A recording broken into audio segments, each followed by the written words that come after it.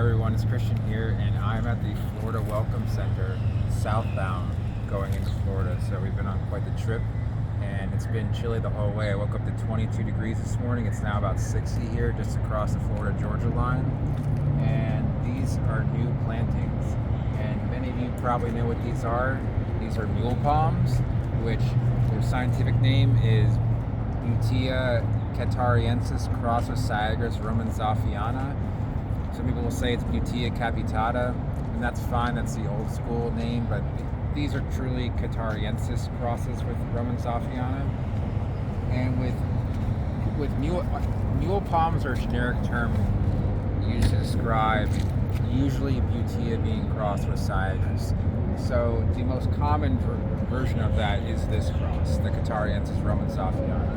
Because of their beefiness, and especially because they kind of look like a coconut somewhat to some people. To me, they don't, but they have somewhat of a coconut look, and they don't produce any seed on their own. You can see the seed bracts there, up there and over there. There's 0 seeds in the ground. They won't produce male and female flowers, so they just die out, and that's why they're called the mule. There's a lot of mule hybrids. I would say more than half the hybrids in the palm world do not produce their own seed. The ones that do are great, but most of them don't. And these are a pretty beefy one. So using like a beefier crop of Butea, you can make a thicker trunked plant in general, because this is obviously a thicker trunk than most Cyagrus, but it is about the size of Butea trunk, and the growth rate is optimal. These are great for planting in areas where you just want fast palm growth. This plant might be less than 10 years old, and that's a hard thing to say for most palms. The coconut maybe can get to 10 years old in this height, some of the talls, but you have to be in like a perfect climate. Cyagrus maybe, but they're not as cold hardy, and here we are, that would probably freeze out a Cyagrus, maybe not as borderline here in the border. So a Butea this size, however, would be more like a 25-year-old plant, even in the best of climates. So they handle a lot as far as they grow very fast. They have become much more common. When I first got into palms over 20 years ago, almost 25 years ago now, these were pretty hard to find. A 3-gallon plant would be about $250. 20 years ago, that's $400 in today's money probably. Now you can get a 3-gallon for maybe $25 to $35 at a wholesale place, and you'll get this plant in like 7 or 8 years. So you can see to me, it's not the prettiest plant. I'll tell you why.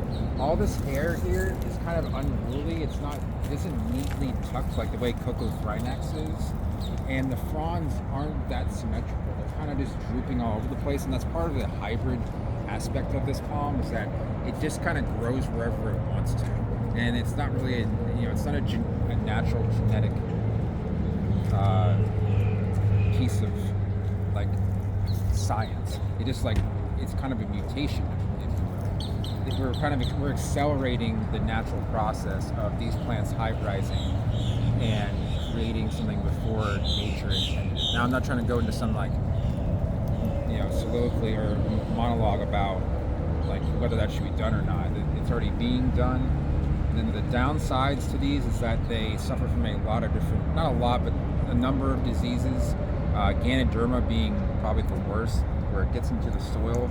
It causes basically the plant root version of cancer, and it kills the plant from the bottom to the top. The leaves will wilt off and they'll die. It's pretty obvious to see that because it'll just start to brown off for no reason. They also just tend to be water hogs. So if you don't water them, they start to look kind of ratty. There might be 1 or 2 here that do look that way. There's one that's leaning over there, but over here, the other. So as you can see, these are not very uniform in size. So we pan towards the trunk of this one here versus the trunk of this one over to the right. If you pan to the right, you see the sizes are much different. So if you're looking for plants that all have the same girth to them, you're going to have an issue, because some of them this may not have gotten watered as much as that one did. This may have come from a little bit of a genetic variation from that one. So as a result, you're just not going to get the uniformity that you may want when you're planting a row of these. Now when you're planting them at like a public place, man, the birds are loud this morning. They're probably happy it's a little bit warm out. And if you are planting them in a public place, you may not care as much. You just want to have the foliage, and it does produce. You can see how this is all mule palm shade I'm sitting in right now, and there's only 5 or 6 mules here, which is very nice. It's hard to get palm shade. Most of the time, palms need the shade from larger plants. So, but if you were to pan down and see all these palmetto trunks, you can see they're very uniform in shape. And if you look at the mules, they're not very uniform. Another thing being is these are really, really tough, and they're always going to kind of look unsightly. In my opinion, that doesn't look that great.